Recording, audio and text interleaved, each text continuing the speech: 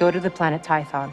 Oh great, thanks to this recap, we can recall how unhelpful Ahsoka's been in this entire series, and is only there so she can set herself up a spin-off. It's exactly like Nicki Minaj showing up to steal Kanye's monster track with her verse, knowing that she's just creating pub for the eventual album Pink Friday. Yep, I just compared Ahsoka Tano to Nicki Minaj. There aren't many Jedi left. That's okay, with advanced technology, no Jedi can ever really die. And in a pinch, we can sort of copy-paste their face on a new body for maximum impact. Not that this show would ever do anything like that. Why is Boba Fett even shooting at them right now? They definitely want Dr. Pershing alive, so what if they accidentally destroy him and his ship? I'll tell you what would happen. The creation of the greatest GIF ever, of Boba Fett performing an epic facepalm. Do you ever wonder what massive light source illuminates the spaceship porn? Yeah, me either. Calms down. I'm sorry, sir. We've established in this series that everyone speaks in an American accent for some reason. I think you're looking for the J.J. Abrams trilogy. It's right down the hall. Lower your shields. So the ion cannon wiped out some comms, but not the very specific comms needed to hear this announcement? Neat. I don't have a death wish. Do you? A surprising admission for a person who, in mere moments, will brutally goad Xena with vile threats until she blasts him. Is he shocked? Horrified? Impressed? Horny? The world may never know. Wait. I know this one. Two Mandalorians walk into a bar. The bartender turns to the first one and says, "Why the long face?" And the second one says, "Don't test us." And then the bartender says, "You mean man, don't test us." And then they kill him. Also, character walks into a saloon and everyone stops, turns, and stares cliche. Oh hey, it's two of the most famous and dangerous Mandalorian warriors in the galaxy, and Mando was able to locate them in record time, despite having no clue that they existed until a few episodes ago. They took the child, Who? Moff Gideon. You'll never find him. Bo-Katan rightfully states that finding Grogu will be impossible, and then the scene goes off-roading into a bounty hunter pissing match for a few minutes. And when we finally veer back to the plot, Mando reveals he has Moff's coordinates, and my point is, why doesn't he say this here when it's relevant to their immediate conversation? You won't find him. Actually, I have the coordinates. Let's go. End scene. Save it for the imps. So, it's a go? So why throw the bow no to Mando in the flow, show? You are a disgrace to your armor. The heck is up Bo-Katan's ass about Boba Fett? Just a few episodes ago, she was all kumbaya about there being different types of Mandalorians. But she's going hard at Boba for no reason other than his voice. And even though the Stormtrooper clones were based off Jango, ain't none of them sound anything like him. Mandalorians have been in exile from our homeworld for far too long. Expositional motivation. Exposivation? I will kill them off and retake what is rightfully mine. And that is all you need to know. Or not know, for now. There's plenty of time to cover any incredibly specific details about the importance of how I need to kill him and take the weapon, but I think reckless secrecy is a supremely good idea for right now. What's up with Pershing's indoor sunglasses here? Are those prescription, or is he just Corey Harding everyone in an attempt to look cool? These are third-generation design. They are no longer suits. They didn't even threaten Pershing or even ask for his opinion. This mother scuffer's just spouting off about the ship's logistics like he's under some sort of truth serum or something. Where are they bivouacked? Good lord, that is a really personal question. Have you no shame? Casca, Fennec, Dune, myself disembark with maximum initiative. Phew. Good to know Bo-Katan setting her phaser to maximum initiative. I'd hate to see how this plan would go down if she dialed that back to like, I don't know, 6.5. Here, take his code cylinder and seal off their holding bay. No need to talk about which buttons to press on the panel to ensure that the holding bay doors actually close. The power of the doohickey device is all you need. This is Lambda Shuttle 2743, requesting emergency docking. They're doing a good job pretending it's an emergency, but the imps also know that this is the shuttle that's bringing back the super important Pershing. So how do they not immediately realize something's up when a female voice is coming from a ship that was previously piloted by two dudes? Somewhere, there's a Reddit thread begging to see how the TIE fighters are launched. This sends for you. And there goes Boba Fett. I understand he's not part of the ship takeover, but don't you think the plan could have included him doing a bit more to help? Oh yeah! My favorite parts of Star Wars properties are the extended blurry sequences of the protagonists easily offing these super killable stormtroopers. Dude, activating the dim droids also activates some of the gnarliest industrial music I've heard since 9 Inch Nails' Pretty Hate Machine. Someone said, this scene needs charging station wiggle tubes that spew snow and fog. Those people were wrong. She totally kicked that dude's ass before actually killing him. What was the point? Fennec's a cold mutter scuffer, man. Are we really rooting for her? My gun's jammed! Holy moly, when did Blaster start jamming and running out of ammo like it did in the last episode? Those things never seem to malfunction in the hands of stormtroopers, except for, you know, when they try to aim at something. Unwelcome dim droid flare-ups. If the dim droids got this close to breaking the glass, don't you think the sudden vacuum of space would be enough to finish the job and suck Mando out along with them? Ferric! This universe has more nonsensical curse words than the forking Good Place.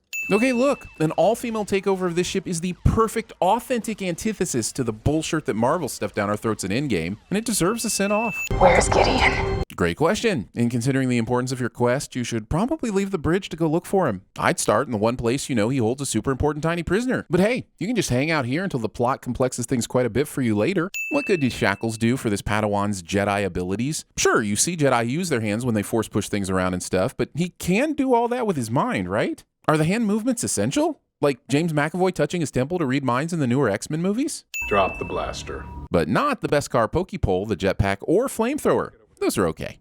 Where is this going?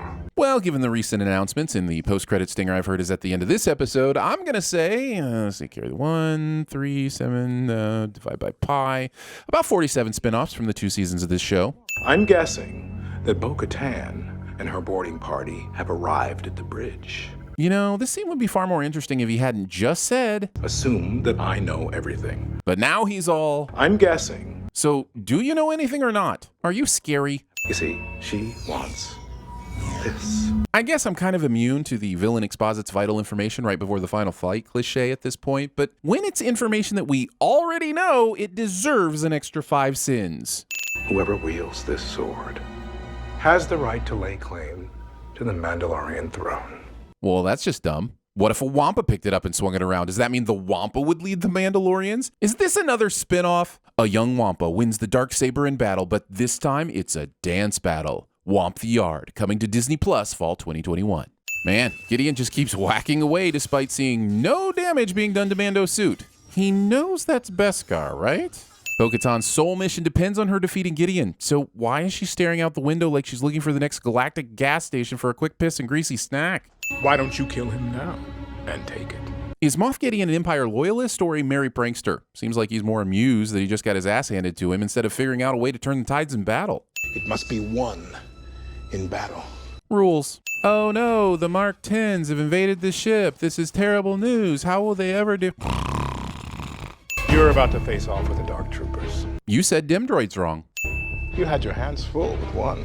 Really? It took Mando less than a freaking minute to take care of that one, and now he knows how they work. Here's an idea. Grab a cylinder, pull a lever, and jettison them into space again. But this time, aim the big starship guns at them. Boom, bam, done. I am so good at Star Wars. Bad guy is suddenly armed and unwatched, despite being incredibly dangerous and the focus of all the heroes' hatred up until now. Cliché. Mando has his blaster out here even though he knows the only thing that worked last time was the Beskar spear. Seriously, I know we're all excited about this finale, but there's a lot of weird shit near the end of this sucker. The sound of this alarm seems to... Wait, is that an X-Wing? That's an X-Wing. What is Grogu sensing? Who's on the screen? Who's in the robe? Is it possible? They have a lightsaber. That is a lightsaber. That is a saber of light. The light is sabering. That is a green light saber. Look at him go. Oh, this in the force push. Oh, in the spin. Oh, he cut that thing right in half. What is he?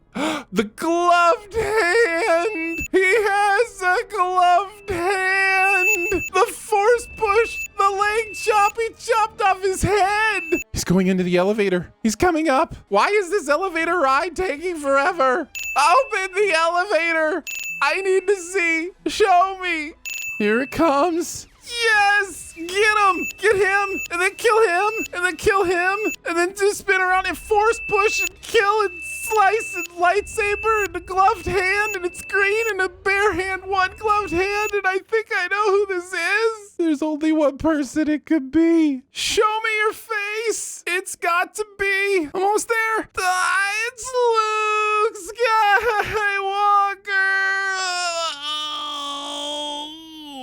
Skywalker! Whew.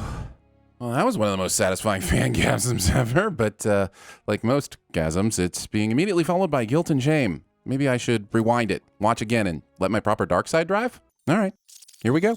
Why did they stop? Why indeed? Are you telling me the droids are force sensitive now and can tell a Jedi's on board? Allowing an infant to watch a violent show. Also allowing an infant to watch TV far too closely. That's how you develop poor vision. Return of the Red Eye. Seriously. Those dim holes have their backs to you. Why would you wait for this Jedi to come out and do all the heavy lifting when you have a distinct advantage to take these droids out? Sorry, I can't buy into that he can do all this shit with a big old robe on, no matter how badass it may be. Think about it. In every Jedi fight scene, the first thing they do is drop the robe. Even Ahsoka did it earlier in the season, and she's definitely a Jedi. Are you a Jedi? I'd remove all the sins from this entire season if Luke's response was something like, does a Jedi shit in the woods? I mean, why can't Mando go with the Jedi? I mean, this is the way, right? Can't they just stay together with creepy flesh puppet Luke? I'll just point out that Grogs wasn't interested in going with Luke until the sudden convenient R2 electronics showed up to distract him from his emotions. Jon Favreau can simply not contain his lust for promotional post-credit sequences, damn it. Finnick just walked right over to that trap door, and even if they haven't replaced the Rancor, that's still not an optimal spot to stand, as Boba well knows. Boba the Hutt.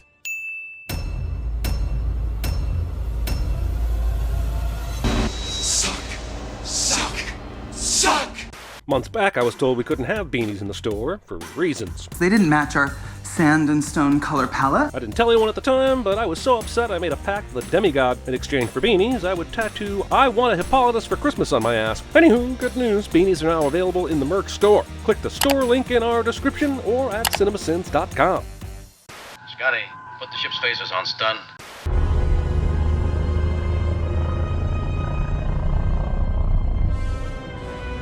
You want to know what else I saw? I watched Jane die. It's terrible. I'm gonna have permanent hearing damage. Let me see it. I don't bargain.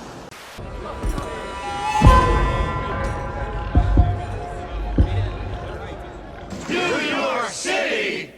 Easy there, little one. You'll be talking through the window of a Bacta tank. All right, easy. Save it for the imps. Being back in the yard, isn't it? Oh, yeah, just like it. Nobody backing down, nothing.